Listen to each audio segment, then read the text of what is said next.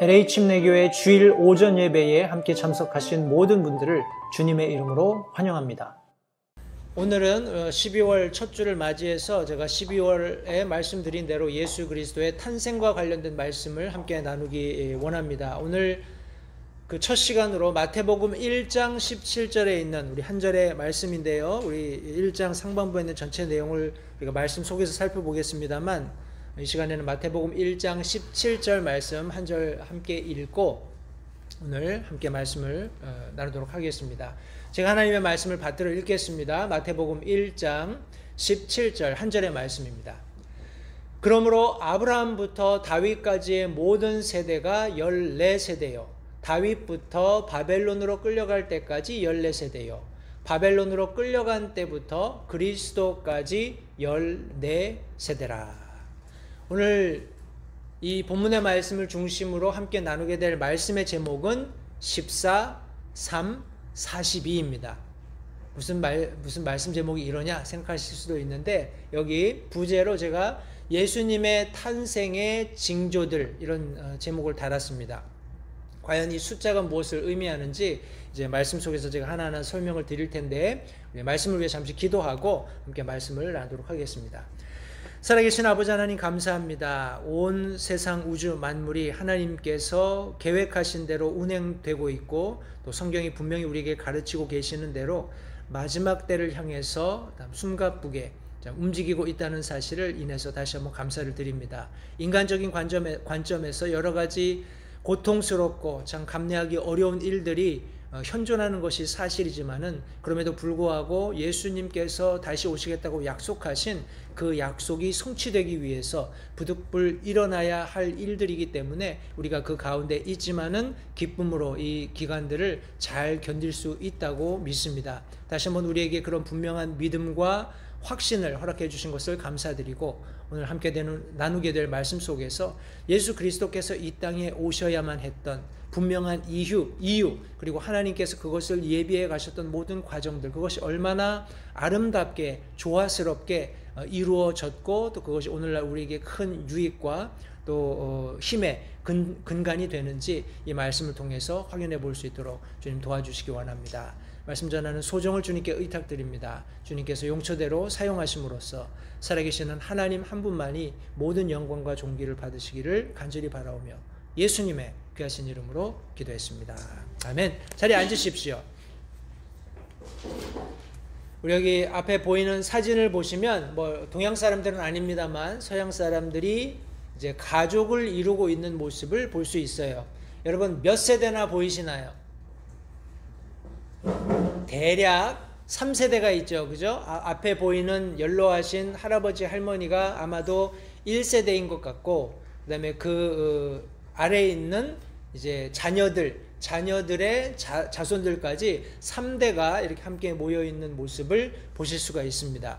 우리 성경 말씀, 우리가 방금 읽었던 본문 말씀에서도 우리 계속해서 세대를 언급하고 있습니다. 영어로 generation 이렇게 표현을 하는데, 이 세대라는 것은 오늘날 우리가 사회학적이라든지 아니면 여러 가지 학문적인 그런 배경을 근거로 세대를 얘기할 때 대략 25세를 잡습니다. 한 사람이 부모를 통해서 출생이 된 이후에 그 아이들이 자라서 또 다른 아이를 출생할 수 있게 되기까지의 그런 연령을 대략 25세로 25년으로 잡는데, 성경에서는 조금 차이가 있을 수 있습니다. 대략 우리 그냥 통상적으로 25세 내지 40세 이렇게 연령을 헤아리기도 하는데, 오늘은 좀 세대에 대한 이야기를 할 겁니다. 해서 성도님들 일단 기본적으로 제가 앞서 말씀드렸던 우리 14, 3, 42에 관한 그런 대략적인 말씀을 좀 함께 나누고, 우리 본문 속에서 과연 어떤 하나님께서 우리에게 교훈을 주시는가 하는 내용의 말씀을 함께 나누겠습니다. 우리 마태복음 10장 30절 말씀해 보시면, 오직 아버지께서 너희 머리털까지도 다 세셨나니 하는 말씀이 있습니다. 하면서 예수님께서 공중의 새들이나 불의 들판에 있는 풀보다 너희들이 얼마나 더 귀중한지 아느냐 하는 그런 예로서, 하나님께서는 심지어 너희들의 머리칼까지 다 세셨다, 머리털까지 다 세셨다, 이런 말씀을 하셨어요. 성도님들, 이 말씀을 들으면 어떤 생각이 드세요? 하나님께서 내 머리털까지 다 세셨다. 아, 하나님이 참 꼼꼼하시구나. 하나님이 굉장히 기억력이 좋으시구나. 사랑이 많으시구나. 물론 이런 내용도 우리가 생각해 볼 수 있겠지만, 하나님께서 숫자에 굉장히 예민하시다, 숫자를 굉장히 중요하게 여기신다 하는 것을 성도님들 이해하실 수 있습니다.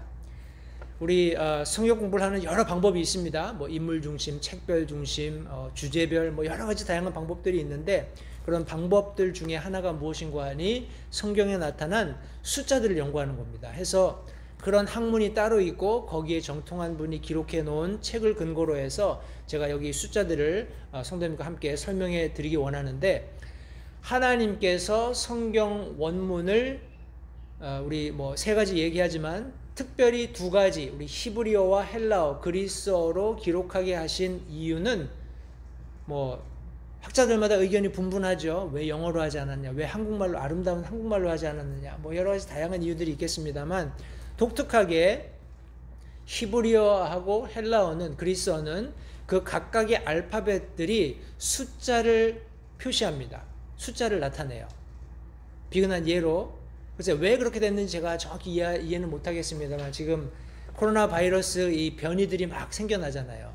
가장 최근에 나온 게 뭐죠? 기억하세요? 오미크론이라고 하는 그런 변이를 이야기합니다. 오미크론이 숫자 몇일까요? 그리스어에서 우리 뭐 알파, 베타, 뭐 알파, 뭐 감마, 뭐 델타, 뭐 이런 이야기들은 아마 들어보셨을 텐데, 순차적으로는 오미크론이라는 그런 변이가 있으면 안 되는 것 같아요. 오미크론은 알파벳상에서는 13번째 있고요. 그 오미크론이라는 알파벳이 나타내는 숫자는 70입니다. 재밌죠? 왜 그럴까요? 이 70이라는 그리스어가 가지고 있는 숫자의 의미는 universality예요. universality. 이거는 뭐냐 하면은 보편적이다, 공통적이다, 일반적이다, 이렇게 되는 겁니다. 다시 말해서 이 오미크론이라는 변이를 통해서 이제 글쎄요, 이 백신을 가지고 지금 이런 일들을 벌이고 있는 사람들의 기대는 이제 뭐 사람들이 전체적으로 보편적으로 이제 이 백신에 노출되게 하는 뭐 이런 과정들이 있을 것이다, 뭐 이런 기대를 가지고 그렇게 이름을 지었는지 모르겠습니다. 이제 여담입니다만 그 남아공의 그 나라 이름이 뭐죠? 갑자기 생각이 안 나네.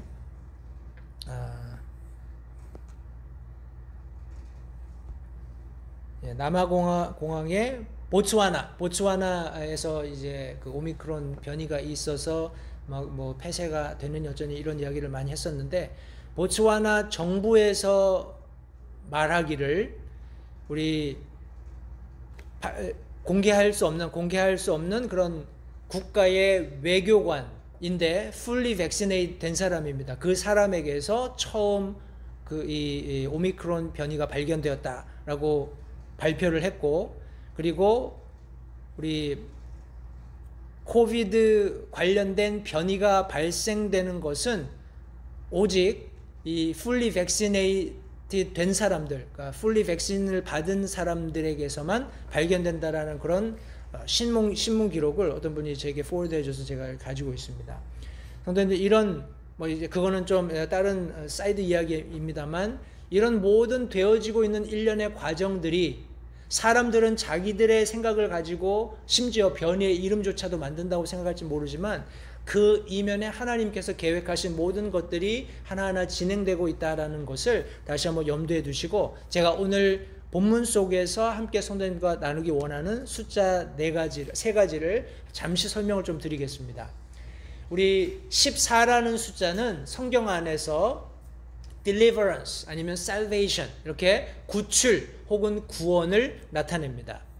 우리가 잘 아는 이스라엘 백성들이 출애굽하는 과정에 우리 이집트 종살이에서 구출된 때가 하나님께서 정하신 첫 해에 14번째 날이었죠. 그죠? 1월 14일 날 출애굽을 하게 됩니다.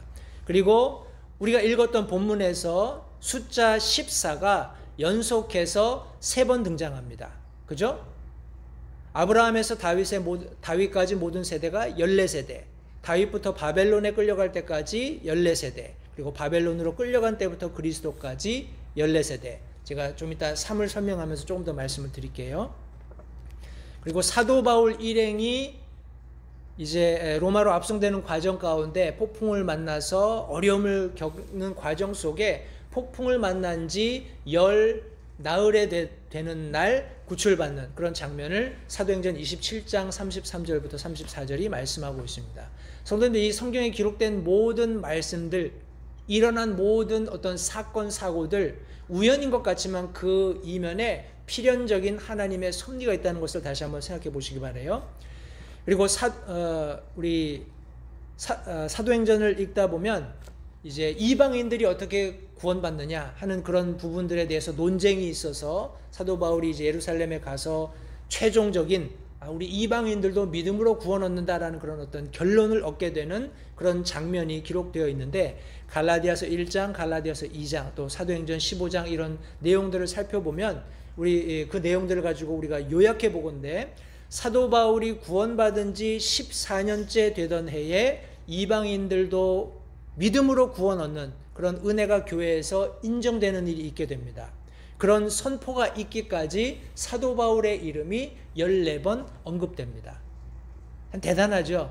누가 이것을 다 연구하고 찾아냈는지 모르지만 그 성경 이면에 감추어져 있는 하나님의 놀라운 섭리들, 하나님께서 간직하고 계신 이 특별히 숫자에 깊이 담겨있는 성경 그런 본문 원래 언어들, 히브리어나 헬라어가 가지고 있는 그런 언어들이 가지고 있는 숫자적인 의미조차도 충실하게 보존하고 계신다는 사실을 우리가 발견하면서 참 뭐라고 하나요? 이 감탄을 금하지 않을 수 없습니다.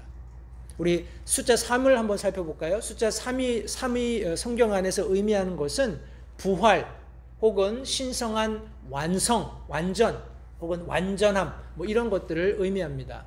우리 숫자 3은 성경이 이야기하고 있는 완전을 의미하는 4개의 숫자 중에 하나예요.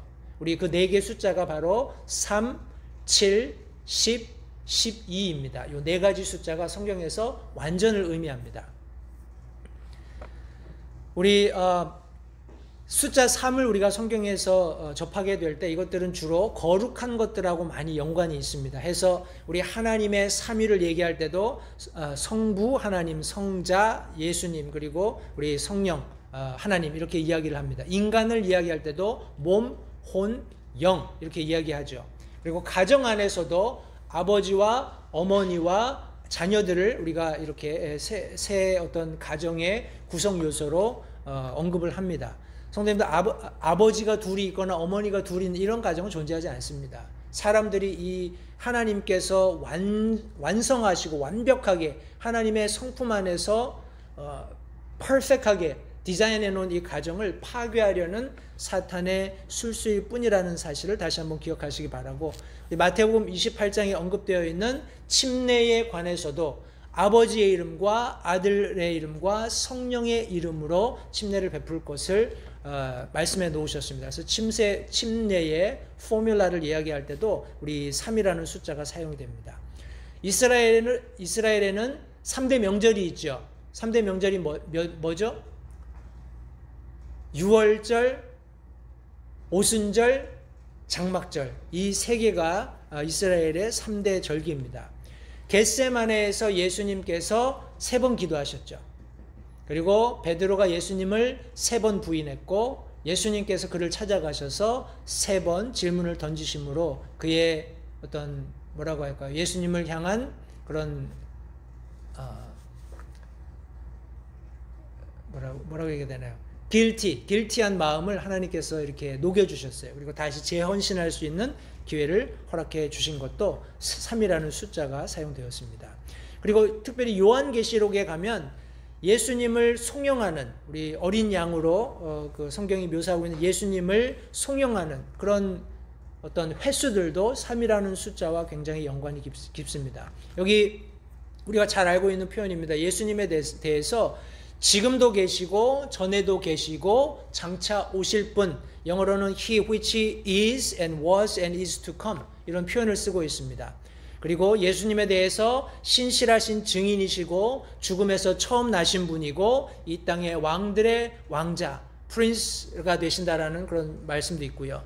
또 내 생물이 찬양하기를 거룩 거룩 거룩, 이런 찬양도 우리가 요한계시록에서 발견할 수 있습니다. 그리고 전능하신 분께 영광과 찬양과 감사를 드리라 하는 이런 3이라는 숫자가 계속해서 사용되고 있는 것을 볼 수 있습니다. 또 우리가 성경을 읽다 보면 마지막 때에 일어나는 여러 가지 재앙들에 대해서도 이런 3이라는 숫자가 여기 언급이 되는데, 우리 세 가지 재앙의 나팔들이라든지 아니면 계시록 16장 13절에 나오는 내가 봄에 개구리 같은 부정한 영 셋이 용의 입과 짐승의 입과 거짓 대언자의 입에서 나오더라 하는 말씀, 또 우리 요한계시록 18장 8절 말씀에 보시면 그러므로 그녀가 받을 재앙들 곧 사망과 애곡과 기근이 한날에 임한다 하는 이런 3이라는 숫자, 완전을 의미하는, 그리고 하나님의 신성하심 가운데 완성되는 그런 숫자로서의 3이 계속 언급되고 있습니다. 그리고 이건 뭐 우리 어렸을 때 자연 시간, 우리 지금 아이들 어떤 과목인지 모르겠지만 그 시간에 배웠던 것인데, 자연 속에서도 우리가 이 3이라는 숫자를 많이 발견할 수 있습니다. 우리 태양광의 주요 색, 그러면 파랑, 노랑, 빨강, 우리 세 가지 색을 들 수 있죠. 그리고 태양이 가지고 있는 세 가지 요소라고 하면 빛, 열, 그리고 파장, 이렇게 이야기를 합니다. 그리고 물질이 존재 형태도 우리 뭐 잘 아는 것처럼 고체, 액체, 기체, 하나님께서 만드신 자연의 섭리, 또 그분이 일하시는 모든 과정 속에서 드러나는 일들, 이것이 숫자 3과 굉장히 많이 관련이 있다는 것입니다. 그리고 부활을 나타내는 숫자 3을 조금 살펴본다면, 구약에 죽은 사람이 일으켜진 예가 3번 등장합니다. 그거 아셨어요? 저도 몰랐습니다. 그런데 이 책을 읽고 이렇게 성도님께 말씀드리려고 준비하면서 이 사실을 알게 됐어요. 우리 열왕기 상에 보면 엘리야가 죽은 사람을 일으키는 장면이 나오고, 또 열왕기 하 4장 말씀에도 보면 엘리사가 죽은 사람을 일으키는 장면이 나옵니다. 죽은 아이를 일으키는 장면이 나와요. 그런데 이 엘리사가 이 일으키는 장면을 보시면 이제 눈에 눈을, 코에 코, 우리 제가 구체적으로 그 신체 부위를 잘 기억이 안 나서 한번 찾아보겠습니다. 열왕기하 4장입니다. 열왕기하 4장 말씀에 우리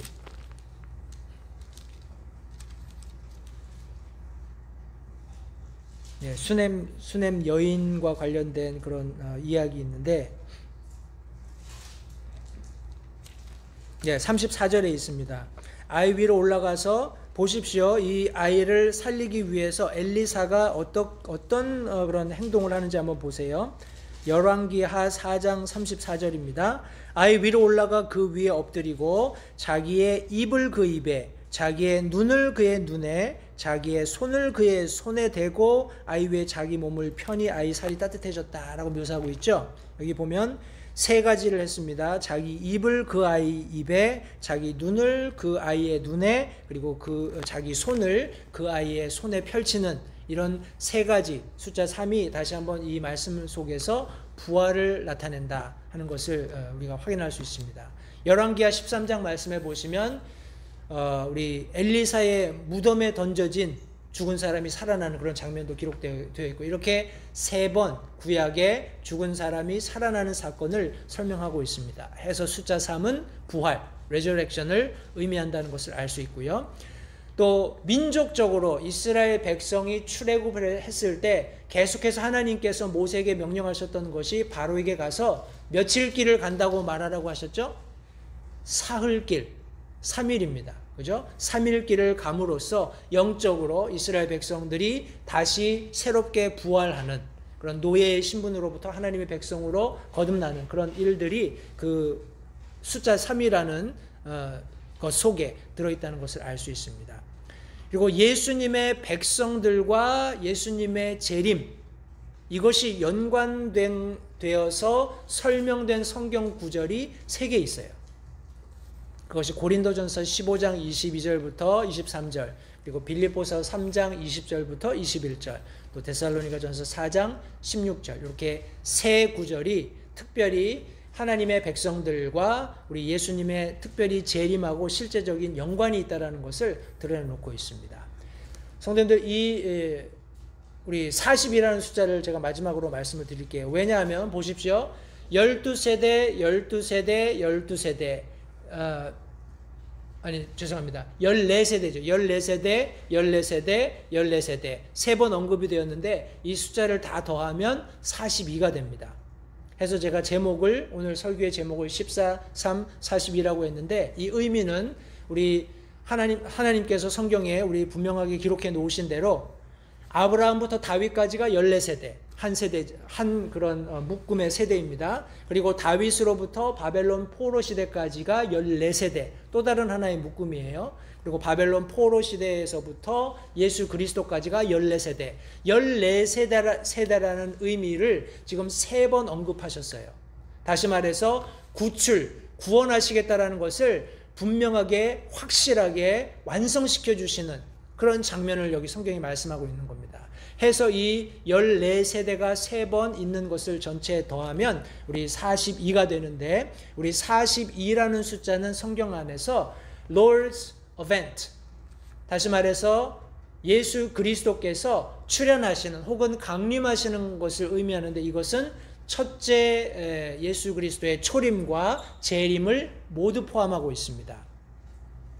우리 예수님의 초림까지 몇 세대가 있었죠? 총 그러면 42세대입니다. 그죠? 14세대, 14세대, 14세대. 3번에 걸쳐서 14세대니까 더하면 42세대가 있었다. 물론 많은 사람들이 의문을 갖습니다. 성경 안에서 보면은 그 중간에 빠져 있는 사람들도 있고 한데 이것이 어떻게 이렇게 될 수 있냐? 그런데 하나님의 완전하신, 하나님의 무오하신 그런 권위와 권능에 따라서 하나님께서 마태라는 저자를 통해서 이렇게 기록하셨을 때는 분명한 이유와 근거가 있다라는 사실을 그냥 성도님들 그냥 순수하게 받아들이시고 그렇게 확신하시면 훨씬 더 말씀 공부하는데 유익이 되리라고 믿습니다. 예수님의 재림과도 연관이 숫자가 있다고 말씀드렸는데, 우리 데살로니가 후서, 우리 이것은 다 요한계시록까지 연결되는 말씀입니다만 제가 말씀을 그냥 쭉 읽겠습니다. 들어보십시오. 데살로니가 후서 2장 8절 말씀에 보시면, 그 뒤에 저 사악한 자가 드러나리니 주께서 자신의 입의 영으로 그를 소멸시키시고 친히 오실 때에 광채로 그를 멸하시리라 하신 이 말씀은 특별히 우리 어디 있나요? 예, 제가 이후에 또 좀 설명을 드리겠습니다. 계시록 11장 2절 말씀에 성정 밖에 있는 뜰은 내버려 두고 측량하지 말라. 그것을 이방인들에게 주셨은즉 그들이 그 거룩한 도시를 42달 동안 발로 짓밟으리라, 이렇게 설명하고 있습니다. 다시 말해서 42달 동안 성전을 회파하고 더럽히는 그런 일들을 하나님께서 허락하셨다라는 거예요. 그 일이 끝나야 예수님의 재림이 이루어진다는 것을 여기 말씀하고 있는 겁니다. 그리고 계시록 13장 5절 말씀에서도 보시면, 또 용이 그에게 큰 것을 말하며 신성 모독하는 입을 주고 또 42달 동안 지속할 권능을 주매, 같이 이렇게 연관되어 있는 말씀인데, 여기도 또한 신성 모독하는 입을 주고 42달 동안 지속할 수 있는 권능을 주었다. 42달 동안만입니다. 그것이 끝나야 예수님께서 오신다라는 거예요. 계시록 12장 6절 말씀에서도 그 여자가 광야로 도피하니라. 거기에 하나님께서 예비하신 한 처소가 그녀에게 있으니 이것은 그들이 1260일 동안 거기서 그녀를 먹이게 하려 하심이더라. 1260일, 이걸 계산하면 얼마가 될까요? 우리 쉽게 계시록 12장 14절 말씀해 보시면, 그 여자, 우리 이스라엘역이 남아있는 자들입니다. 큰 독수리의 2 날개를 받았으니 이것은 그녀가 광야, 곧 그녀의 처소로 날아가 거기서 그 뱀의 얼굴을 피하여 1때와 2때와 반때 동안 양육받게 하려 함이라. 이것은 1년, 2년, 그리고 반이니까 우리 3년 반입니다. 7년의 절반, 3년 반 동안 우리 이런 고난을 받는, 이스라엘이 고난받는 일이 있을 것을 성경이 말씀하고 있어요. 우리 3년 반이면 42개월이죠. 그죠? 그러니까 42라는 숫자가 여기도 언급이 되어 있습니다. 다니엘서 12장 7절입니다. 내가 들었는데 아마포 옷을 입고 강물 위에 있던 사람이 자기의 오른손과 왼손을 하늘로 향해 올리고 영원토록 사시는 일을 두고 맹세하여 이르되 그것은 한 때와 두 때와 반 때에 관한 것이니 그가 거룩한 백성의 권세를 흩어놓는 일을 이루게 될 때에 이 모든 일이 끝나리라 하더라. 여기도 한 때, 두 때, 반 때 이렇게 설명을 하고 있습니다. 3년 반, 42개월을 의미하고 있죠. 성도님들, 이 모든 성경이 말씀하고 있는 대언의 말씀들, 이 모든 대언의 말씀들이 42라는 숫자를 가르치고 있고 그것이 끝날 때 예수 그리스도께서 재림하시는 것을 분명히 언급하고 있습니다. 재미있는 것은 숫자 42가 성경에 14번 등장합니다. 숫자 14가 뭘 나타낸다고요? 구출, 구원, 예수 그리스도의 구원이 반드시 성취될 것을 다시 한번 성경은 앞뒤로 여러 모양으로 설명해 주고 계신다는 것을 다시 한번 기억하시면서 오늘 본문으로 돌아가서 아브라함부터 다윗 때까지의 14세대를 천천히 한번 살펴보겠습니다. 마태복음 1장 1절부터 6절 말씀입니다. 여기에 성도님들 우리 성경책을 펴시고 양손을 잘 활용하셔서 지금 몇 세대가 언급되고 있는지를 같이 한번 헤아려 보겠습니다. 1장 1절은 아브라함의 자손이시요 다윗의 자손이신 예수 그리스도의 세대에 대한 책이다 라고 언급하고 있습니다. 자, 같이 한번 2절부터 우리 성도님들 찬찬히 이름이 나올 때마다 그 이름들을 한번 이렇게 손으로 꼽아 보시기 바라요. 제가 읽겠습니다. 아브라함은 이삭을 낳고, 둘이죠. 이삭은 야곱을 낳고, 야곱은 유다와 그의 형제들을 낳았고, 유다는 다말에게서 베레스와 세라를 낳고, 베레스는 헤스론을 낳고, 헤스론은 람을 낳고, 람은 아미나답을 낳고, 아미나답은 나손을 낳고, 나손은 살몬을 낳고, 살몬은 라합에게서 보아스를 낳고, 보아스는 룻에게서 오벳을 낳고, 오벳은 이새를 낳고, 이새는 다윗 왕을 낳았고, 몇이죠? 14세대입니다. 이렇게 해서 다윗 왕까지 이르렀어요. 재미있는 것은 성도님 여기 아브라함에서부터 다윗까지 여기 가장 핵심이 되는 인물이라고 한다면 아브라함을 들 수가 있습니다. 왜냐하면 하나님께서 특이하게 자신의 어떤 탄생을 예표하시는 징조로서 보여주시는 그런 과정 가운데 아브라함을 선택했다는 것을 주목하시기 바라요. 아브라함 이전에는 사람이 없었나요? 있었죠. 우리 아담도 있었고 뭐 에녹도 있었고 무드셀란이 다양한 인물들이 우리 창세기 11장 우리 보면 계속 언급이 되잖아요. 그죠? 1장부터 계속 읽어 보셔도 마찬가지지만 성도님들 하나님께서 아브라함을 선택하셨어요. 아브라함이 우리가 알고 있기로는 누구입니까? 많은 신약의 저자들, 특별히 히브리서에서 아브라함을 믿음의 조상이다. 로마서에서도 자주 사도 바울이 언급했습니다만 아브라함을 믿음의 조상으로 우리 설명을 하고 있습니다. 따라서 아브라함이라는 인물로부터 우리 예수 그리스도께서 자신의 세대까지에 이르는 그런 책을 기록하시면서 이렇게 아브라함을 제일 서두에 두었다는 것은 굉장히 의미가 있다고 개인적으로 생각을 합니다. 성도님들, 아브라함에게 하나님께서 그가 갈대아 우르 지방에 있을 때, 메소포타미아에 있을 때 그를 불러내셨을 때 그에게 약속하신 것이 있었어요. 그게 뭔지 혹시 기억하세요? 그것을 우리가 신학적으로 아브라함이 커버넌트라고 합니다. 아브라함과 맺은 언약 이렇게 이야기하는데 하나님께서 아브라함에게 세 가지를 약속하셨습니다. 뭘 약속하셨냐면 자손을 약속하셨어요. 그리고 복을 주겠다. 그리고 너에게 살 수 있는 땅을 주겠다. 이렇게 세 가지를 약속하셨습니다. 시와 복과 땅을 약속하셨어요. 믿음을 가지고 아브라함이 하나님의 음성에 순종했을 때 그는 예수 그리스도 안에서 이 모든 약속들을 성취하게 되는 겁니다. 성도님들 보십시오. 아브라함부터 다윗 왕까지 그 시대를 한번 빠르게 성도님들 머릿속으로 한번 이렇게 묘사해 보세요. 족장 시대가 있었죠. 족장 시대가 지나고 나서 우리 이집트 노예로 팔려가는 그런 일이 있었습니다. 그리고 나서 400년간의 침묵기가 있었어요. 그죠? 그리고 나서 출애굽을 하게 됩니다. 출애굽을 하고 나서 가나안을 점령하는 과정 가운데 사사시대가 도래하게 됩니다. 사사시대의 끝 무렵에 사람들이 다른 나라들을 보면서 우리에게도 왕을 달라 해서 왕정까지 이르게 돼요. 그죠? 족장, 믿음으로 시작을 해서 왕정까지 이르는 이 일련의 과정이 성도님들 어떻게 보면 우리 인생의 구원받은 그리스도인들의 초기 삶과 굉장히 유사하다고 생각을 합니다. 좀 사람들이 많이 사용하는 단어를 빌어 쓴다면 파란만장한, 그죠? 질풍노도 같은 그런 인생을 우리 그리스도인들이 초기에 맞이하지 않나 그런 생각을 합니다. 믿음으로 열심히 살고 싶은데 잘 되지 않는 거예요. 여러 가지 상황들을 겪게 됩니다. 그러면서 어느 정도 안정되어가는 그런 마치 그리스도인 개인의 모습을 우리 성경이 말씀하고 있는 처음 14세대가 예표하고 있지 않나 하는 생각을 해봅니다.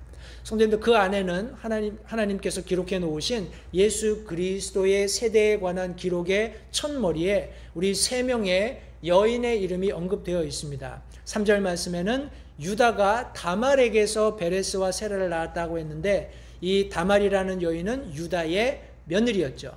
유다의 며느리였는데 우리 남편이 죽고 나서 다른 아들을 주겠다라고 얘기했는데 차일피일 미루다 보니까 다말이 이제 창녀처럼 변장을 하고 유다와 동침해서 우리 뭐라고 했어? 이 두 아이를 갖는 걸 뭐라고 하죠? 하여간 두 아이를 얻게 되는 쌍둥이라고 안 그러고 뭐라 그러죠? 그러니까 두 아이를 얻게 되는 그런 일이 기록되어 있고요. 우리 1장 5절 말씀에는 우리가 알고 있는 기생 라합이 등장을 합니다. 그리고 1장 6절에는 다윗이 범했던, 여기 성경 말씀에는 우리아의 아내였던 여자라고 바세바를 언급했습니다만 그녀의 실명은 언급하지 않았습니다. 보시는 바처럼 이방인들이 혹은 어떤 뭐라고 할까요? 부정한 관계를 통해서 낳은 자녀들까지 성경이 다 기록하고 있다는 사실을 다시 한번 성도님들 기억하시기 바랍니다. 저와 여러분들의 삶 속에서도 우리가 바라기는 하나님께서 늘 우리의 좋은 것만 기억해 주시면 좋겠다는 생각을 하잖아요. 내가 좀 믿음이 좋을 때, 내가 좀 확실하게 하나님 섬길 때, 그때 하나님이 나를 좀 딱 보시고 잘했다 칭찬해 주셨으면 좋겠는데, 믿음 생활 우리가 했던 것을 이렇게 뒤돌아보면 참으로 내 자신을 볼 때도 실망스럽고 너무나 부족함이 많은 그런 순간들이 많이 있다는 사실을 우리가 깨닫게 됩니다. 그럼에도 불구하고 하나님께서 저와 여러분들의 삶에 관심이 있고 우리를 구원하시는, 또 우리를 위해서 이 땅에 예수 그리스도를 탄생시키시는 모든 일련의 과정 가운데 한치의 망설임 없이 하나님의 모든 계획이 성취되었음을 다시 한번 생각하시면서 하나님 앞에 감사하실 수 있게 되기를 바랍니다. 다시 한번요. 아브라함부터 다윗 왕에 이르는 14세대, 14는 성경에서 구출 혹은 구원을 의미한다는 것을 다시 한번 기억하시기 바랍니다. 믿음으로 시작했다가 이스라엘 백성들이 얼마든지 곁길로 빠져나갈 수 있었지만 다윗이라는 왕을 하나님께서 세우심으로써 그들이 길을 잃지 않도록 다시 한번 구원하시고 이끌어 가시는 그런 모습을 우리 첫 번째 14세대를 통해서 확인해 볼 수 있습니다. 우리 두 번째는요, 다윗부터 바벨론 포로까지다 라고 성경이 언급하고 있습니다. 여기 나타난 인물들도 똑같이 성도님들 우리 손을 꼽아서 한번 헤아려 볼 텐데, 앞에서 이미 다윗은 나왔습니다. 그죠? 다윗까지 14세대였으니까 다윗은 빼고 우리 솔로몬부터 시작을 하겠습니다. 이새는 다윗 왕을 낳고 다윗 왕은 우리아의 아내였던 여자에게서 솔로몬을 낳고, 솔로몬은 르호보암을 낳고, 르호보암은 아비야를 낳고, 아비야는 아사를 낳고, 아사는 여호사밧을 낳고, 여호사밧은 요람을 낳고, 요람은 우시야를 낳고, 우시야는 요담을 낳고, 요담은 아하스를 낳고, 아하스는 히스기야를 낳고, 히스기야는 므낫세를 낳고, 므낫세는 아몬을 낳고 아몬은 요시야를 낳고 요시야는 여고니아와 그의 형제들을 낳았는데 그 무렵에 그들이 바벨론으로 끌려가니라. 몇 세대죠? 14세대죠. 정확하게 여기도 14세대가 되겠습니다. 성도님들, 우리 BC 605년경에 바벨론 1차 포로로 잡혀가는 그런 순간에 성경 말씀은 여기 지금 이런 솔로몬으로부터 다윗으로부터 쭉 성경을 언급해가는 그런 과정 속에서 우리 많은 왕들의 이름을 언급하고 있습니다. 그죠? 많은 왕들이 이름을 언급하고 있어요. 더러는 우리에게 친근한 이름도 있고요. 우리가 알고 있는 놀라운 이적과 기사들을 실제로 경험했던, 그리고 이스라엘을 하나님의 백성으로서 이렇게 회복시키는 그런 중요한 역할을 했던 왕들도 많이 여기 지금 이름이 언급되어 있습니다. 그런데 불행하게도 이 왕정기의 정점을 찍었던 솔로몬, 다윗 솔로몬 이 시대로부터 계속되는 하향 곡선을 이스라엘이 드러내고 있다는 겁니다. 성전 건축을 기점으로 해서 계속 우리 이스라엘 백성들이 분열 왕국을 맞이하면서 우리 외세와 충돌하게 되고 결국에는 포로로 잡혀가게 되는 그런 일들이 우리 지금 두 번째 성경이 언급하고 있는 14세대 안에 담겨 있다라는 그런 말씀입니다. 성도님들, 하나님께서 아브라함에게 언약을 하셨어요. 그죠? 그런데 여기 지금 두 번째 다윗부터 바벨론까지라고 말씀하셨을 때 하나님께서 다윗과도 언약을 하셨습니다. 우리 신약에서 이것을 다비딕 커버넌트 이렇게 이야기를 합니다. 우리 다윗과 맺은 언약은 뭘까요?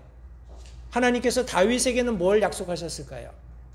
동일하게 다윗에게도 세 가지를 약속하셨습니다. 하나님께서 다윗에게 약속하셨던 것은 왕좌입니다. 그리고 그의 집이었어요. 그리고 그의 왕국. 이 왕국은 장차 도래하게 될 너의 씨가 건축하게 될 왕국. 다시 말해서 영원한 왕국을 여기 지금 하나님께서 다윗에게 약속하셨습니다. 왕좌와 집과 우리 왕국을 하나님께서 다윗에게 약속해 주셨다고 성경이 말씀하고 있습니다. 성도님들, 이것도 마치 그리스도인들이 살고 있는 그런 신앙생활에 어찌 보면 정점과 굉장히 유사합니다.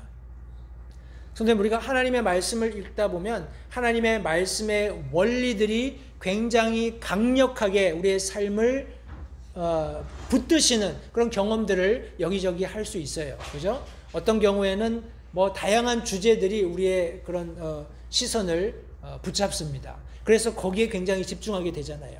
그러면서 내 삶이 변하는 것을 경험합니다. 파이낸스적으로, 아니면 어떤 헌신 부분에 있어서, 아니면 다른 사람과의 관계에 있어서, 아니면 하나님을 섬기는 그런 방법에 있어서 다양한 주제들이 저와 여러분들의 어떤 성경 말씀을 근거로 우리의 관심을 끌게 되고 거기에 우리가 적극적으로 우리의 삶을 들이면서 어떨 때는 정말 어떻게 얘기해야 될까요? 우리가 상상해보지 못했던 그런 어떤 믿음의 정점에 도달하는 듯한 그런 어떤 경험들도 하게 됩니다. 그러나 성도님들, 우리가 자칫 잘못하면 타성해졌게 되면 하나님의 말씀으로부터 우리가 멀어지게 되면 반드시 이스라엘이 경험했던 이 두 번째 14세대가 경험했던 것과 같은 그런 결과에 다다를 수밖에 없다는 사실을 절대 잊지 마시기 바랍니다. 성도님들, 그것은 늘 우리 예레미야서가 말씀하고 있는 것처럼 우리에게 주시고자 하시는 결말은 성도님들 우리에게 아픔이나 슬픔이나 어떤 분노를 가져다 주기 위한 것이 아님을 기억하시기 바라요. 진노 중에도 하나님께서는 늘 우리를 사랑하시고 긍휼 베풀기 원하신다는, 회복시키시기 원하신다는 것을 성도님들 절대 잊지 마시기 바랍니다. 성도님들, 하나님께서 정하신 분명한 때가 지나게 되면 모든 것이 회복되는 것입니다. 근데 그 기간 동안에 우리가 어떤 태도로, 어떤 마음가짐과 자세를 가지고 그 상황을 맞느냐가 굉장히 중요한 거예요. 다시 한번요. 다윗으로부터 바벨론 포로까지 그들의 신분의 변화와 상관없이, 그들의 상황의 변화와 상관없이 하나님께서 다윗에게 주신 분명한 약속은 이 성경이 말씀하고 있는 두 번째 14세대 안에서도 도도하게 흐르고 있었다는 것을 절대 잊지 마시기 바랍니다. 그리고 우리 마지막으로 세 번째 성경이 말씀하고 있는 14세대의 시작은 바벨론 포로부터 시작합니다. 바벨론 포로부터 시작해서 예수 그리스도까지 도착하게 되는데 한번 우리 같이 한번 세워보겠습니다. 우리 아까 여고니아는 우리 두 번째 14세대 하면서 마지막에 언급을 했기 때문에 여고니아는 빼고요. 그들이 바벨론으로 끌려간 뒤에 여고니아는 스알디엘을 낳고, 스알디엘이 첫 번째입니다. 그리고 스알디엘이 스룹바벨을 낳고, 스룹바벨은 아비웃을 낳고, 아비웃은 엘리야김을 낳고, 엘리야김은 아소르를 낳고, 아소르는 사독을 낳고, 사독은 아킴을 낳고, 아킴은 엘리웃을 낳고, 엘리웃은 엘르아살을 낳고, 엘르아살은 mat단을 낳고, mat단은 야곱을 낳고, 야곱은 마리아의 남편 요셉을 낳았는데 하면서 지금 여기 마리아에게서 그리스도라는 예수님이 태어났다라고 언급하고 있습니다. 몇 세대죠? 제가 실수 안 했으면은 13세대입니다. 이상하죠? 다시 한번 가볼까요? 여고니아는 빼고요. 스알디엘은 스룹바벨은 아비훗, 아비훗은 엘리야김, 엘리야김은 아소르, 다섯입니다. 아소르는 사독, 사독은 아킴, 아킴은 엘리웃, 엘리웃은 엘르아살, 엘르아살은 mat단, 열입니다. mat단은 야곱, 야곱은 마리아의 남편 요셉, 마리아에게서 그리스도라는 예수님. 13이죠. 왜일까요? 분명히 성경은 바벨론 포로부터 그리스도까지 14세대라고 했잖아요. 이게 개역 성경 읽는 분들이 설명해 놓은 그런 내용들을 보면 뭐 이름을 두 번씩 쓰기도 하고 뭐 이렇게 이런저런 이야기들을 해서 이렇게 맞추려고 하는 그런 내용들이 그런 자료들이 있습니다만 우리 흠정역 성경 읽으시면 아무런 문제가 없어요.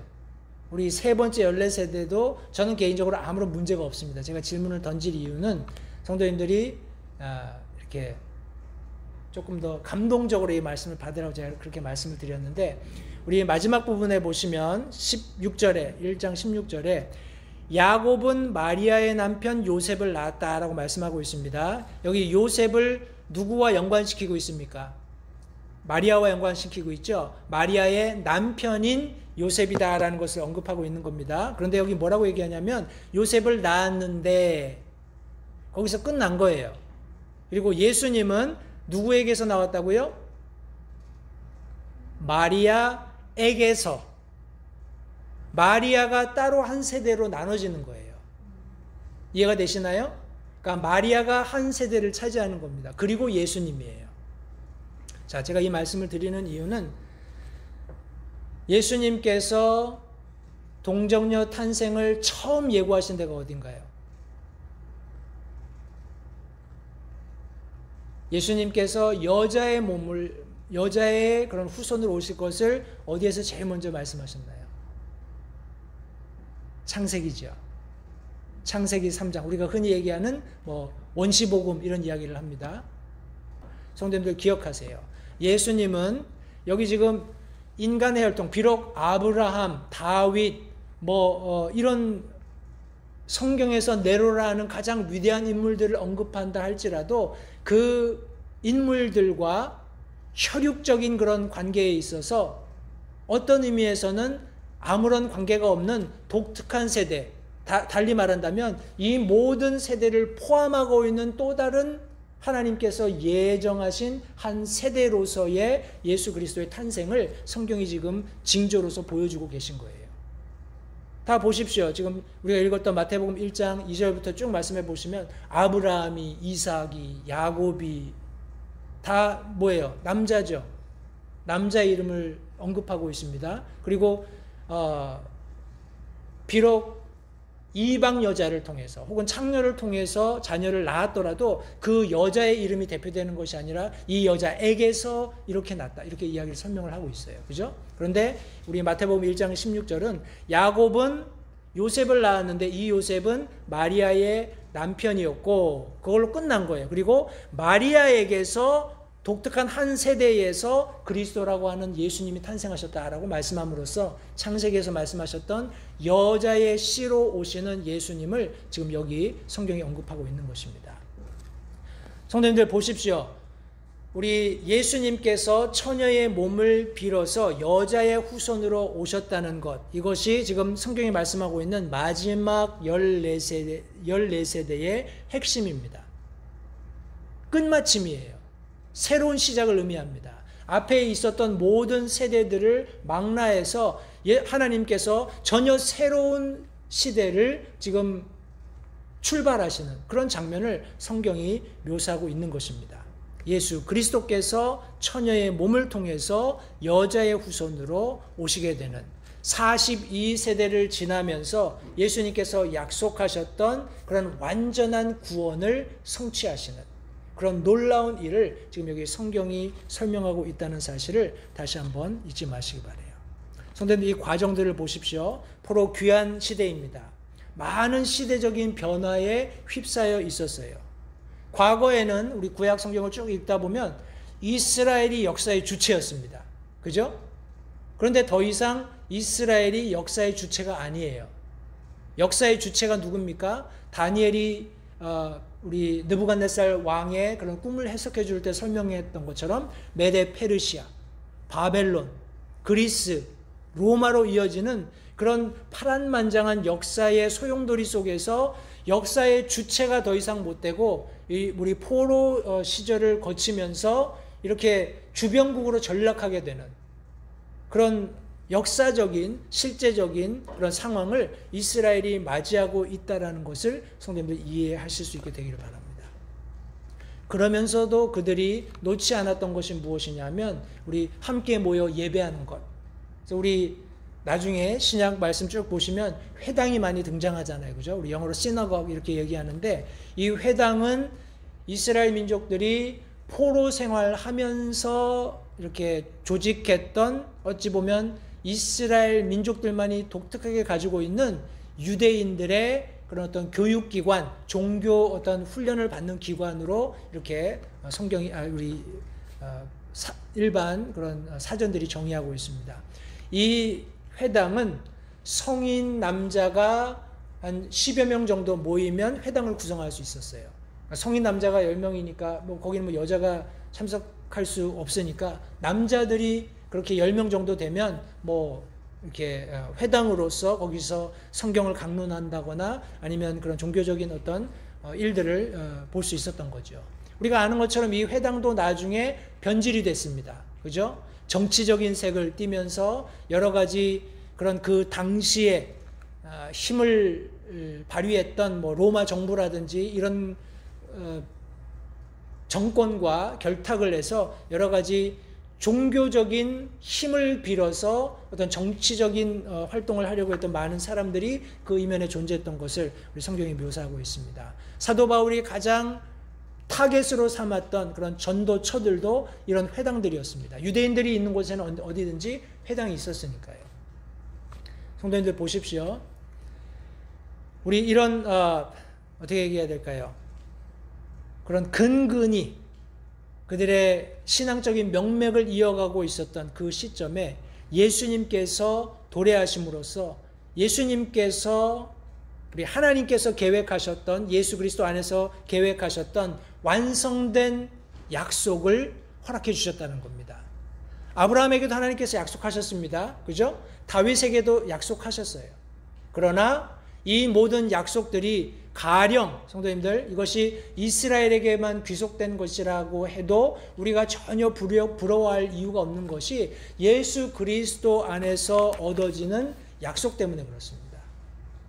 이 우리가 보게 되는 구약의 말씀은 이 신약을 성취하기 위한 어떤 밑거름이었어요. 그죠? 가령 이스라엘 백성들이 이것이 하나님이 우리에게 주신 약속이라고 주장한다면 우리 전혀 부러워할 이유가 없습니다.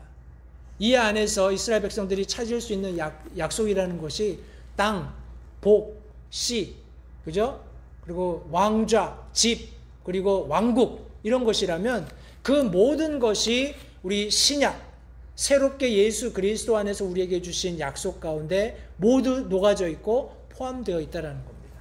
전혀 부러워할 이유가 없죠. 성도님들, 이 놀라운 은혜를 누가 이루셨다고요? 예수 그리스도께서 성취하셨고 그분이 나타나심으로써, 그분이 초림하심으로써 하나님께서 약속하신 모든 구원에 대한 약속이 현실로 드러나게 되었다는 것을 성도님들 잊지 마시기 바랍니다. 다시 한번요. 오늘 이 세 가지 숫자를 성도님들 기억하십시오. 오늘 이 전체 족보들을 다 하나하나 짚어간다면 아마 몇 날 며칠을 새도 다 소화할 수 없는 내용이 될 겁니다.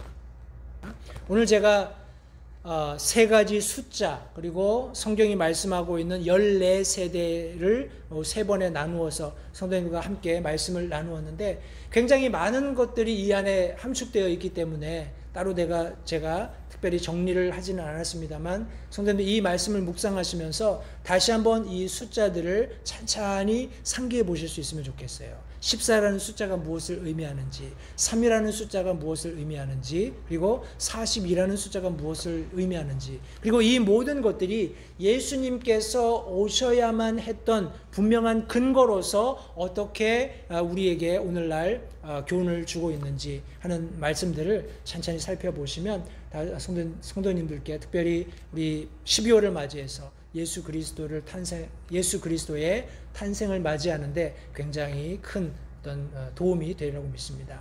다시 한번요, 썸머리 하겠습니다.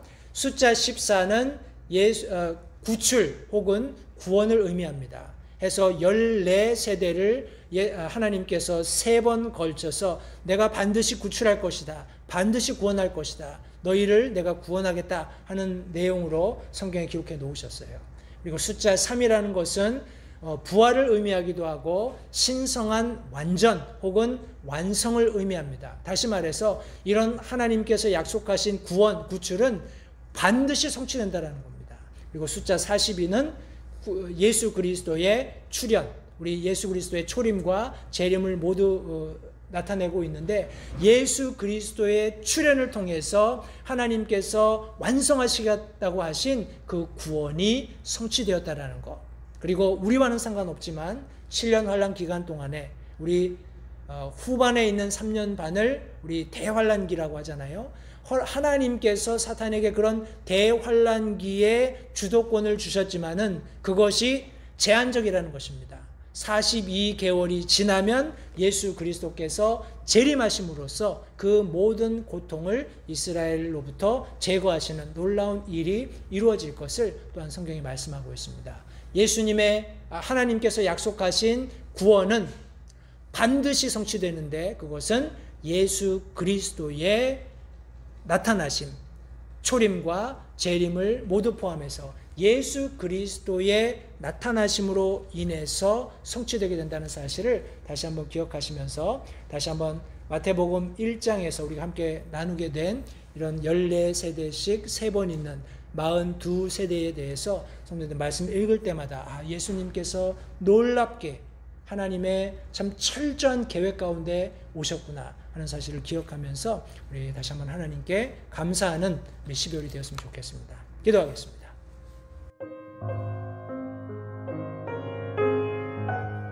잠시 들으신 말씀에 따라 결단하는 시간을 가지시기 바랍니다. 하나님께서 무엇을 말씀하시든지 따르기로 결단하십시오. 하나님께서는 순종하는 자들을 존중하십니다. 아직 예수님을 개인의 구주로 영접하신 사실이 없으시다면 자신이 죄인됨을 인정하며 하나님께 나오는 자들을 하나님께서 받아주신다는 확실한 말씀에 근거하여 다음과 같이 기도하십시오. 하나님, 나는 죄인입니다. 나는 내 죄로 인해 죽을 수밖에 없음을 압니다. 그러나 예수님께서 내 죄를 위해 십자가에서 피 흘려 죽으시고 사흘 만에 다시 살아나셔서 내 죄값을 모두 지불하셨고 내게 새로운 생명을 약속하셨음을 믿습니다. 지금 이 순간 예수님을 내 마음에 모셔드립니다.